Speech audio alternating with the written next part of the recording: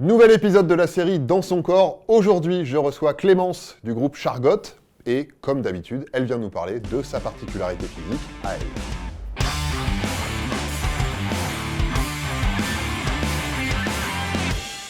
Clémence est ingénieure du son et musicienne. Elle est bassiste du groupe Chargot.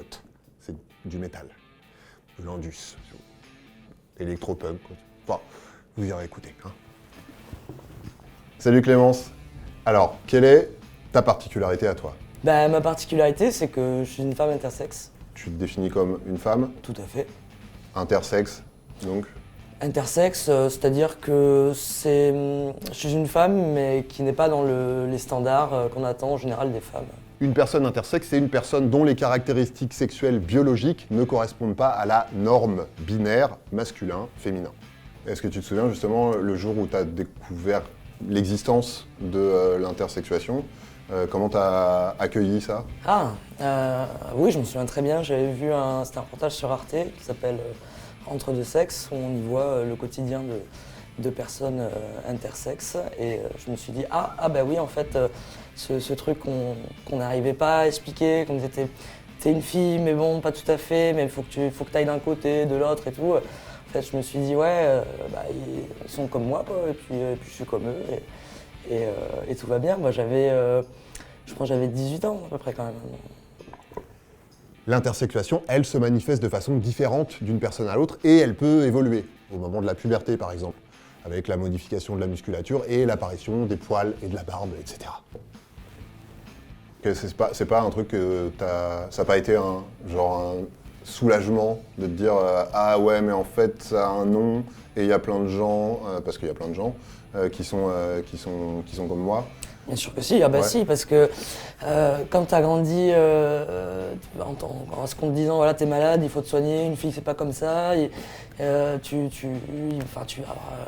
vas être stérile, tu vas avoir des cancers des ovaires et tout ça, et puis tu te dis en fait non, il y a des gens qui sont comme ça aussi, qui vivent très bien comme ça, qui ont subi aussi des choses que moi j'ai refusé en prenant, enfin dans ma tête je prenais des risques en fait, tu vois, mais en fait, il n'y en avait pas vraiment. C'était plus pour se conformer à ce qu'on attendait de moi. Ouais. Je ne sais pas qui, c'est une espèce d'entité impalpable. Parce qu'en fait, que ce soit mes proches ou autres, on s'en fout, quoi. Il y a ce truc de vouloir faire rentrer dans une case, alors que toi, t'es à cheval sur deux cases. Je sais pas si c'est ok de dire ça comme ça. Si tu veux, ma famille, eux, ils ont toujours respecté mes choix. Mais tu sais, j'ai grandi à la campagne, il n'y avait pas Internet, il n'y avait pas donc un accès à l'information qui était très limité.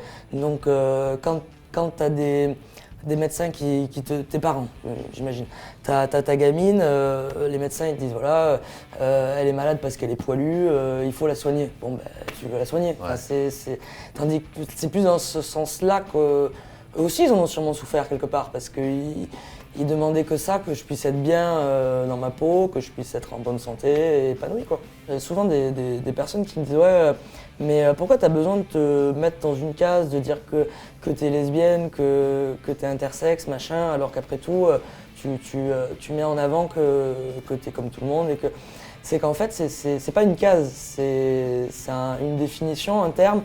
Et en fait, les choses, si on ne peut pas les nommer, elles n'existent pas.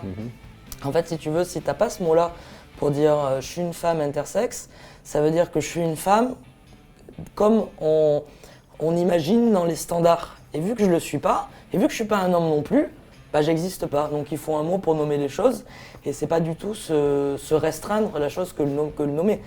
Être intersexe, c'est pas une orientation sexuelle, c'est juste le fait d'avoir des caractéristiques physiques considérées comme mâles et d'autres considérées comme femelles. Tu vois, par exemple, dans l'orientation sexuelle, c'est souvent des hétéros qui me font remarquer cela. Pourquoi dire, voilà, t'es lesbienne, t'es gay, Parce que, imagine, toi, si t'es hétéro, je sais pas, j'imagine que t'es hétéro, alors que peut-être pas du tout, et que tous les jours, tu te ferais draguer par des mecs super lourds. T'auras envie de leur dire, écoutez les gars, je suis pas intéressé, je suis hétéro. Et le fait de dire ce mot, c'est compris par l'autre et dire ok, ça veut dire qu'il n'est pas intéressé, ça veut dire qu'il aime les femmes, ça veut dire que je vais arrêter d'être lourd avec lui.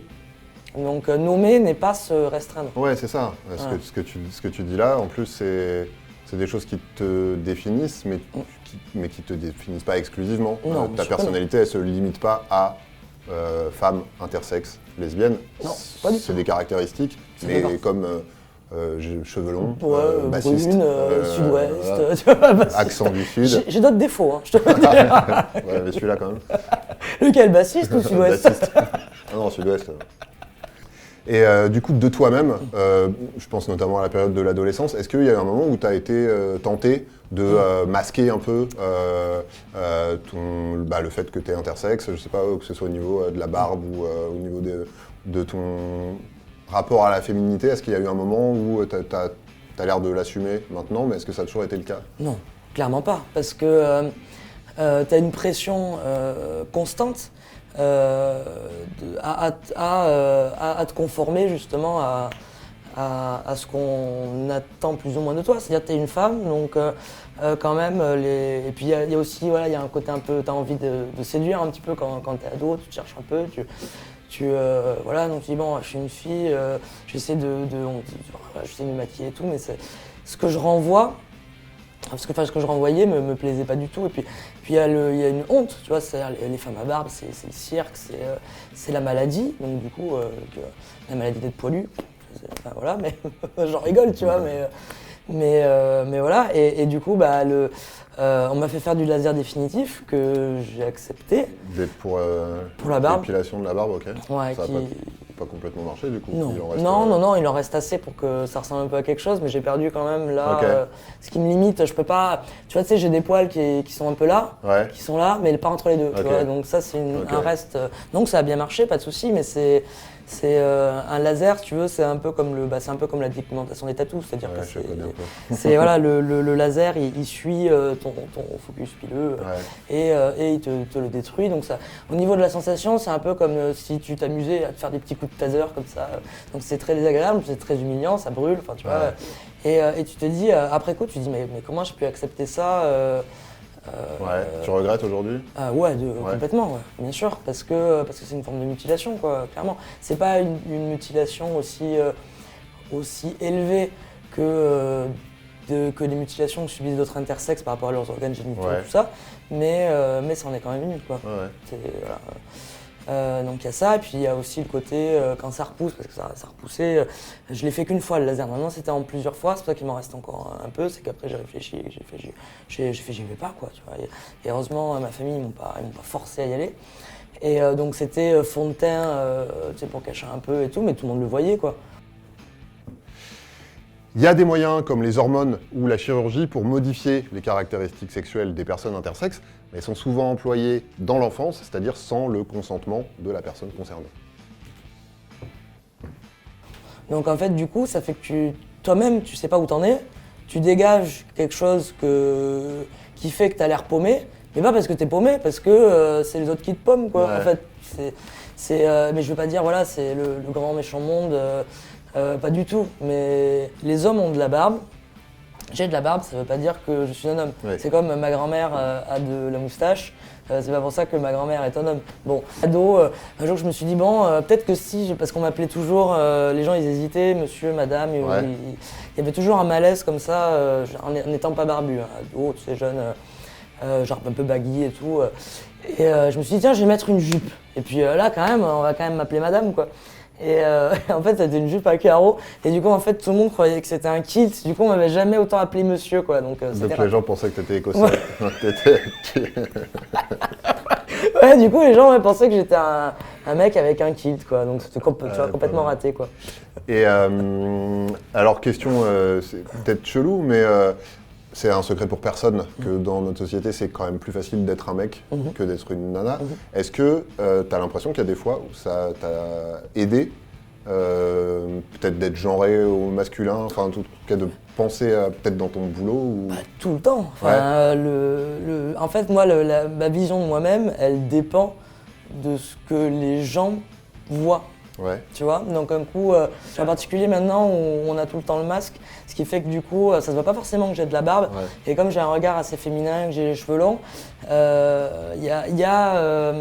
ça revient, ce côté dans la rue, ça peut être un coup ou l'autre selon le point de vue de l'individu, typiquement les mademoiselles, beaux cheveux, nanani, nanana, ça m'avait pas manqué. Ouais, voilà, moi j'ai pas ce sentiment d'insécurité parce que je suis grande, tu vois, mais j'imagine qu'une fille qui a pas mon physique, c'est clairement, c'est flippant.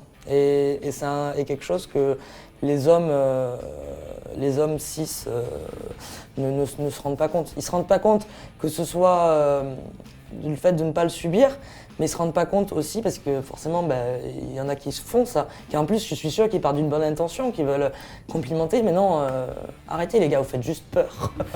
Vous êtes juste chelou. Voilà, et puis vous êtes le 15e à la suite. Bah oui, voilà, oui. Et dans le boulot, ouais. oui, dans le boulot, on dit dans la musique, c'est ouvert, oui, bien sûr, mais c'est quand même des métiers qui sont assez poilus, si je peux me permettre. Voilà, c'est la vie de tournée, la vie de tournage, machin, c'est souvent un milieu d'hommes. Donc, comme je suis aussi technicienne, ingé son, surtout quand j'ai débuté plus jeune, j'ai clairement vu que l'accueil qui m'était réservé était complètement différent. Si mon intermédiaire me voyait comme une meuf ou me voyait comme un mec, quoi.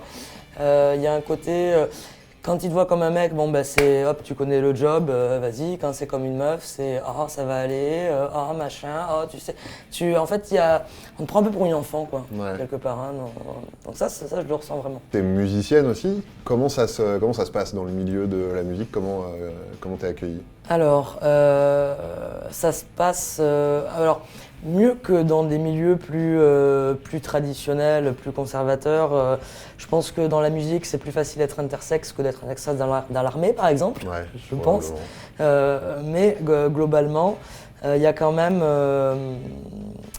une pression de genre, mais plus, comment dire, on attend des filles sur scène qu'elles soient certaines choses. Je me rappelle, donc tu vois, par exemple, dans mon groupe, au début, il n'y avait pas de bassiste et donc il voulait un bassiste, quoi. Voilà. Et il y a un ami à eux qui a dit on a toujours des amis qui ont des idées. Je vous en remercie parce que des fois elles sont super bonnes les idées, des fois elles sont super mauvaises et surtout souvent elles sont mauvaises et drôles. Donc ça là c'était en fait dans ton groupe faudrait trop que t'aies une fille, quoi, mais genre garage habite, quoi, mais genre que tout le monde se paluche dessus et tout.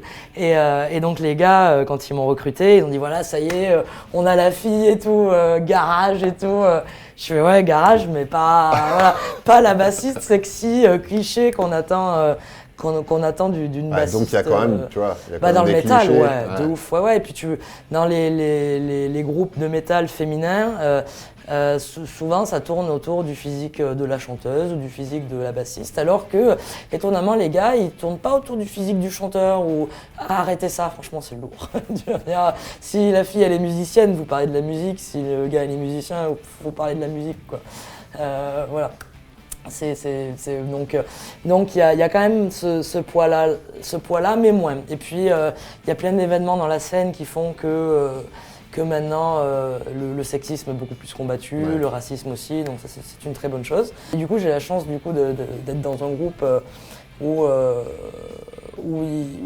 dès le début ça a été on a un univers, il y a des personnages. Il faut que le personnage ce soit une extension de plus ou moins de toi-même et avec justement la personnalité que tu as, c'est un terrain génial. Donc ça fait déjà un personnage, comment dire, scéniquement fort, mais en plus, parce que c'est un univers imaginaire qu'on a, c'est un univers fantastique, futuriste. Et ça permet de relier cet univers futuriste à la réalité, mais quelque part tous les trucs de science-fiction c'est ça, tu regardes Star Wars, tu regardes machin, n'importe quel truc de science-fiction, ça relie à des choses de la vraie vie. Et du coup ça fait pour moi un tremplin absolument, comment dire, super efficace, quoi. C'est-à-dire si t'aimes un peu la musique du groupe, et que tu te renseignes un peu sur ce qu'on est, tu vas savoir que je suis intersexe, tu vas te renseigner sur ce qu'est être intersexe et ça libère la parole. Donc genre, franchement, je suis super contente d'être tombé sur des gars qui sont assez à cheval sur la transmission de ces sujets-là, quoi. Et la bienveillance qui va avec, bien sûr. Et dans la série des réactions cheloues des gens, c'est quoi les questions qu'on te pose le plus souvent Le plus souvent dans les questions cheloues. Ouais, chelou. Enfin, tu vois, les gens ont généralement peu de filtres quand ils se trouvent face à une personne qui est différente de ce qu'ils ont l'habitude des gens qu'ils ont l'habitude de rencontrer. Et des fois, ils sont un peu en mode je te pose la première question qui me vient. Alors, déjà, il faut qu'ils comprennent ce que je suis. Ouais. Parce que ça, c'est déjà pas évident parce que, en général, il y en a, quand ils sont un petit peu éduqués, qui voient que j'ai un regard un peu féminin et tout, donc ils pensent que je suis trans. Donc quand j'explique un peu, ils pensent que je suis en transition. Mais quand je dis que je suis pas en transition, ils se demandent, comment une fois, il y a un mec qui je parlais, qui me genrait au masculin. Et du coup, je lui expliquais, non, je suis une femme barbue et tout. Et il était un petit peu alcoolisé, et comme ça avec sa pinte. Et je pense que ça résume très bien ce que les gens comme ça peuvent ressentir. Il m'a fait comment femme. Voilà. Ça résume, très peu de mots. Voilà, et il y avait de la détresse dans le regard, quoi. Tu vois, donc c'est vraiment, ça tourne autour de ça. C'est comment. Pourquoi et surtout, le plus important quand tu parles à quelqu'un que tu ne connais pas, mais qu'est-ce que tu as dans ton pantalon ? C'est vraiment la base. Je veux dire, comment on peut dialoguer, toi et moi, si je sais pas ce qu'il y a dans le froc, quoi, tu vois ? Et c'est vraiment, ça déstabilise les gens. Alors que normalement, le sexe est censé être un tabou. Parce que, à raison, hein, je veux dire, tu montres pas tes parties génitales pour te présenter à quelqu'un. C'est peu recommandé. Pénalement, c'est punissable. Voilà, c'est pas très bien vu d'un point de vue pénal, à raison. Par contre, si on ne peut pas te définir en sachant ce qu'il y a dedans, c'est mort. Ouais, c'est ça. Ouais. Et quand tu penses, c'est absurde. Mais c'est une réalité. Donc il faut que les gens, comment dire. Maintenant, je me rends compte que c'est plus facile de communiquer avec des gens qui croient que je suis un gars et que du coup ils me genrent en masculin, c'est fluide, et si j'ai envie de dire, sachant que le feeling passe bien, je dis voilà, je suis une femme barbue, basta, que d'avoir quelqu'un qui sent qu'il y a quelque chose et qui est pas clair et qui va patiner à bonjour, qu'est-ce que... Souvent, tu vois, quand tu es face en présentation, quoi, donc il va essayer de trouver des indices pour savoir ce que tu as dans le froc, pour savoir comment il doit te parler. J'imagine que des questions comme ça, tu dois en avoir tout le temps. Alors, sans trahir un secret, on est allé aux toilettes avant de commencer cette émission. Et t'es allé... C'est une très bonne journée. T'es allé dans les toilettes des gars. Tout à fait. Et tu me disais que ça t'évite d'avoir à te prendre la tête à chaque fois, à réexpliquer, à dire oui, non, mais en fait... Bien sûr, et tout. c'est que c'est en société... comment dire, moi, si tu veux, quand je suis chez moi, je me dis pas tiens, je suis une meuf barbue, je suis pas une vraie femme et je suis une erreur de la nature. Voilà, quand je suis chez moi, tout va bien. Quand je suis à l'extérieur, je dois m'habituer aux conventions qui sont faites pour une majorité, certes, mais comment dire, c'est un poids qui est là pour tout le monde en fait. Les personnes qui sont pas intersexes, qui sont pas le subissent aussi. Je veux dire, quand on te dit voilà, t'es une femme, les poids qu'ont les femmes à subir en tant que femme, j'ai les mêmes. C'est juste que pour moi, ça touche à mon intégrité physique, donc je les refuse. Mais quand t'es une fille qui est comment dire, qui est à peu près normalement constituée, qui est normalement constituée, et qui a juste un petit peu de graisse ou qui a juste un petit peu, elle le subit ça aussi. Mais elle va se plier parce que ça comment dire, ça ne remet pas en question son identité profonde, mais malgré tout, c'est super oppressant. Et ça n'a pas de sens qu'elle le subisse. Et donc pour les toilettes, en fait, ce qui se passe, c'est que si je vais dans les toilettes des femmes, elles me disent c'est pas ici les toilettes des hommes. Et je peux les comprendre parce que je ressemble à un mec, quoi. Et en général, je prends... comment dire, Quand j'y allais encore, je disais, en fait, je suis une femme. Voilà. Et elles le prenaient toujours bien. C'est-à-dire qu'elles avaient juste peur d'avoir des mecs qui viennent les rebuquer dans les toilettes. Donc le point de vue, je le comprends. Mais je peux pas vivre tout le temps en me justifiant de ce que je suis. C'est ça. Et quelque part, c'est un truc que je pense personne ne veut. Même ces filles-là qui me font remarquer ça, je pense que si elles étaient au courant que des personnes comme ça existent, il y aurait plus malaise. Ouais. Bon, en vérité, j'adore aller dans les toilettes des mecs parce que j'adore reluquer des pénis. Mais en fait, c'est vrai, c'est un peu, c'était un peu mon idée, c'est pas de regarder des pénis. J'imagine que ça doit être usant à force d'être toujours en train d'expliquer qui on est et de répondre à des questions. Du coup, il y a 2 questions que je me pose. La première, c'est toi, aux gens qui vont te rencontrer pour la première fois, qu'est-ce que tu aurais envie de leur dire c'est quoi l'attitude que tu aurais envie qu'ils aient avec toi pour que tu te sentes à l'aise? Sans suspense, oui, c'est super pesant. Et j'ai des problèmes de dépression et d'anxiété. Alors, il y a beaucoup de facteurs. Je vais pas dire c'est parce que j'ai une pression sociale que j'ai des problèmes de dépression et d'anxiété. C'est un facteur, plutôt global. Ouais. Mais le problème fondamental, c'est que, j'ai compris ça genre cette année, tu vois, à 29 piges, quoi. C'est que quand toute ta vie, on te dit t'es pas normal, t'es malade, tu vas avoir un cancer des ovaires, tu vas être stérile, les filles elles sont pas comme toi, mais les garçons non plus, et qu'il y a que les garçons et les filles, donc toi tu n'existes pas. Alors que ton corps il est parfaitement fonctionnel, en fait tu ne sais absolument pas te doser. Donc la moindre douleur, la moindre sensation un peu étrange, la moindre pensée qui sort du cadre que tu t'es construit pour te stabiliser, c'est la crise d'angoisse. Et c'est normal, parce que t'as aucun baromètre interne. Donc ça, c'est quelque chose quand même je pense, qui est quand même assez lourd. Et les problèmes, moi, j'avais des problèmes de poids aussi. Donc en plus, je faisais plus de 100 kilos. Et j'ai perdu plus de 20 kilos en un an. Mais parce que aussi, j'ai eu une démarche, le poids c'est lié de toute façon à ton état mental et tout ça. Mais du coup, t'as une déconnexion de ton corps comme ça et t'as un rapport à l'affect et t'es dans la peur, quoi. Ouais. En fait, t'es dans la peur de toi.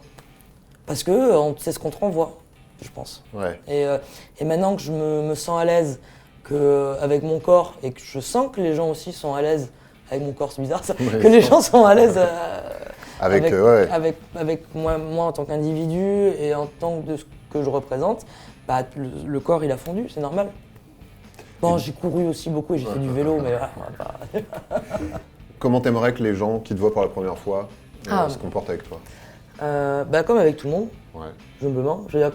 Déjà, comme ils aimeraient qu'on se comporte avec eux.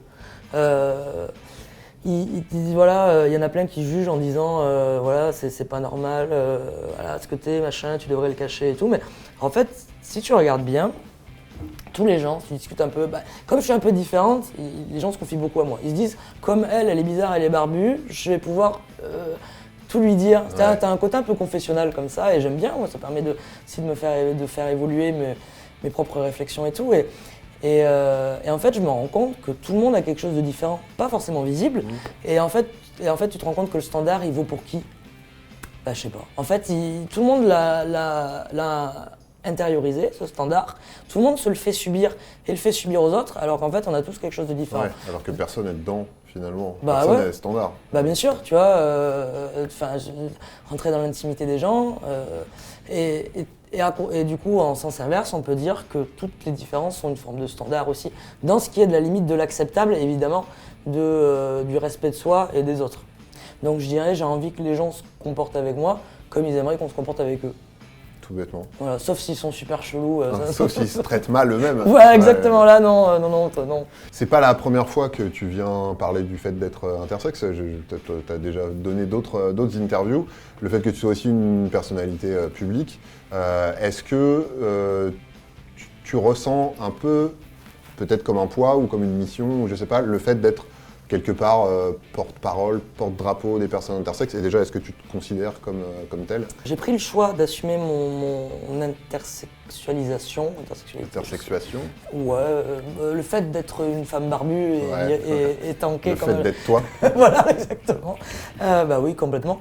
Assez tard, vers 24 ans, j'ai décidé je me dis, allez, j'arrête les conneries, j'arrête de me masquer, je laisse tomber le fond de teint, je laisse pousser la barbe, on va voir ce que ça donne. Et là, pour la première fois de ma vie, je me suis reconnu. Et en fait, je me suis dit, mince, en fait, j'ai tout ce temps-là, j'étais pas moi, quoi. Ben là, c'est cool, je suis moi, on verra bien. Et je savais à ce moment-là que j'allais devoir l'expliquer. Et que c'était une mission de l'expliquer. Tu peux pas imposer quelque chose de déstabilisant pour les gens et de leur dire vous êtes des connards parce que vous savez pas ce que c'est. Moi-même, j'ai pas su ce que c'était avant 18 ans. Je peux pas en vouloir aux autres de pas savoir ce que c'est. J'en veux globalement peut-être aux médias qui pourraient mettre un peu moins en avant certains profils et peut-être plus d'autres. Donc du coup, je savais que j'allais devoir faire ça et qu'à chaque fois qu'on allait m'en parler, je pouvais pas juste faire une blague et partir, quoi. Après, bien sûr, je vais pas arriver et dire bonjour, vous connaissez l'intersexe. Je suis pas, voilà, je suis pas témoin des inters. Ouais, mais comme au-delà des rencontres. Mais si la personne est curieuse, si je sens qu'il y a une ouverture par rapport à ça, je vais en parler, je vais être à l'écoute et puis voilà. Après, si je sens qu'il y a, parce qu'évidemment tout n'est pas beau, tout n'est pas rose. Il y a des gens clairement pour qui ils pensent que je devrais pas exister, quoi, hein, on va dire ce qui est. Comme tu as dit, j'ai fait pas mal d'interviews avant, dont une, la première, qui était une interview France TV Slash, qui était d'ailleurs un média public que je remercie de tout cœur parce que ça montre aussi qu'il y a une envie vraiment de faire connaître ces sujets-là et qui a été très bien faite et très bien accueillie. J'ai pu voir en fait les réactions des gens. Au fur et à mesure, je m'en suis bien profité pour me faire un petit peu une petite étude sociale. Et ce qui est ressorti de ça, c'est que, en fait, surtout pour les femmes, hein, c'était un côté libérateur. Du style, ah bah oui, si elle se permet ça, moi je vais peut-être arrêter d'enlever les 3 poils que j'ai entre les sourcils parce que sinon je suis mal vu au boulot. Si j'ai 3 poils, elle se sent bien dans sa peau alors qu'elle en a beaucoup plus. Enfin, ce genre de choses. Donc ça m'a vraiment fait super chaud au cœur parce que je me suis dit, ouais, en fait c'est utile de me dévoiler comme ça. A contrario, j'ai vu passer des choses du style. Il y a les blagues nulles, Inter quoi, Intermarché, Wow. Intersport. Okay. J'ai vu, il y avait je ne suis pas un homme, monsieur, tu sais, qui est non-binaire d'ailleurs. Je me rappelle plus du nom de la personne en question, mais c'est un autre sujet. Mais bon, c'est un truc. C'est une blague qui revient souvent chez les gens. Moi, j'aimerais être un hélicoptère de combat. Ça, c'est un truc qui revient souvent aussi. Je m'identifie bon, quand même. Voilà, alors que ça n'a. Enfin, s'ils avaient écouté l'interview en question. Ils auraient compris que c'est pas de ça qu'il s'agit. Donc, bon, voilà. Mais, donc, blague pas drôle et à côté de la plaque en plus. Ouais, bon, j'en fais des blagues pas drôles à côté de la plaque. Voilà, donc je leur en veux pas. Mais du coup, alors attends, tout ça pour dire que oui. Donc, et des choses beaucoup plus graves, du style. Hop, un petit coup chez le veto, la picouse, ou alors un calibre 9 entre les deux omoplates. J'ai vu des choses passer comme ça. Donc je sais qu'il y a une haine qui vient de je ne sais pas quoi, parce qu'en vérité ma coupe de barbe, elle n'a pas plus d'impact sur la vie des gens que la coupe de cheveux des autres n'a d'impact sur la mienne. Donc voilà, mais il y a cette violence-là quand même. Ouais. Hein. Donc je m'ouvre et je suis pédagogique que si je sens qu'il y a une réceptivité, quoi, de la part de l'individu. Pour tout ce qui est dépression, tout ça, il y a aussi le côté, des fois, tu te lèves et tu te dis, j'aurais pas la force. J'aurais juste pas la force de sortir et de devoir me confronter à ça. Parce que je suis quelqu'un d'assez sensible et que c'est pas toujours facile d'écouter, de se dévoiler, de parler des choses intimes, même en gardant une distance. Quand les gens, en plus il y a des gens qui sont très bienveillants, mais qui, comment dire, c'est quand même lourd. Par exemple, quand t'as quelqu'un qui me dit, voilà, moi j'aurais jamais le courage d'être comme tu es, comment tu fais putain, mais comment je fais quoi? Je suis, les gars, tu vois, que genre, ça te rappelle que t'es presque un monstre et que c'est cool que quelque part tu puisses pas avoir eu le courage de te suicider, quoi. En gros, c'est pas du tout ça qu'ils veulent dire. C'est bienveillant, mais c'est horriblement maladroit, quoi. Ouais, c'est très pesant et c'est très régulier. Alors, si un jour vous avez envie de me dire t'es super courageuse et tout, allez-y, quelque part c'est agréable. Mais juste que quand c'est un tout comme ça, il y a des fois tu te dis, demain je vais pas réussir à me lever. Voilà, et bon, bah, au final, tu y arrives et je pense, si vous vous dites j'aurais pas le courage, si, vous l'avez, prenez-le, il est juste là le courage. Que ce soit, si vous n'êtes pas parce que vous êtes inter, parce que sûrement vous l'êtes pas, sinon vous n'avez pas ça, mais vous avez forcément quelque chose de différent ou de difficile dans votre vie, que vous n'avez pas forcément envie de montrer ou autre, mais il faut y aller, quoi. Et tu penses que le fait justement de t'être exprimé publiquement, de t'être exposé, encore une fois, au-delà du fait de t'être exposé à ces réactions hyper dures des gens qui commentent, etc., est-ce que tu penses que ça t'a rajouté un poids de je